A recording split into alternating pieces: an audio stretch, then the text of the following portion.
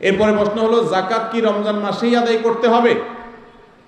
ভাইরা আমার, আমাদের সমাজে অনেক মানুষ মনে করে যাকাত রমজান মাসে দিতে হয়।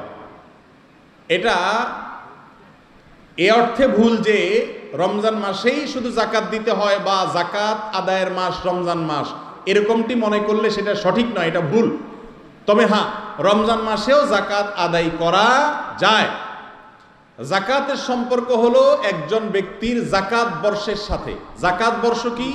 যাকাত বর্ষ হলো আপনাকে আল্লাহ তাআলা যাকাত দেওয়ার মতো সম্পদের মালিক বানাইছেন যখন পরবর্তী বছর ওই টাইম আপনার যাকাত বছর পূর্ণ হবে। কথার কথা, আমি জিলহজ মাস, কোরবানির ঈদের যে মাস, এই মাসে আমি যাকাত দেওয়ার মতো নেশাব পরিমাণ সম্পদের মালিক হয়েছি।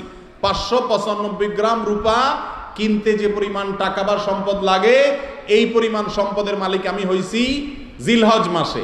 তাহলে পরবর্তী বছর জিলহজ মাসের একবারে শুরুতে, অর্থাৎ এই বছর শেষে পরবর্তী বছর জিলকদের শেষ হওয়া মানে জিলকদ শেষ হয়ে জিলহজ শুরু হওয়া মানে আমার যাকাতের অর্থ বছর কমপ্লিট হওয়া। তাহলে আমি পরবর্তী বছর ওই টাইমে যাকাতের হিসাব করব। আমাদের দেশে বেশিরভাগ মানুষ যাকাত দেয় রমজান মাসে। ঠিক আছে, রমজানে যাকাত দিলে এটা দোষের না, কিন্তু আপনার যাকাতের হিসাবটা করতে হবে যাকাতের যে অর্থ বছর আসছে সে অনুযায়ী। কথা কি বুঝাইতে পারছি?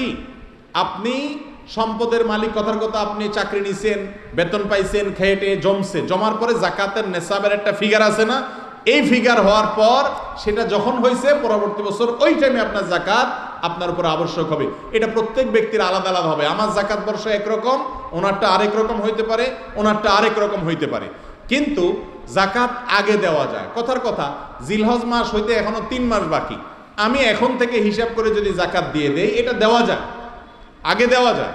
কিন্তু যাকাত রমজানেই দিতে হবে, এটা অনেকেই মনে করে, সেটা ভুল। রমজানেই শুধু যাকাত দিতে হবে এমন কথা নয়, যাকাত সারা বছর ধরে দেওয়া যায়। রমজানে গরিব মানুষের যাতে রোজা রাখতে পারে, ঈদ পালন করতে পারে, সেজন্য আপনি সহায়তা করলেন, সেটা ভালো কাজ।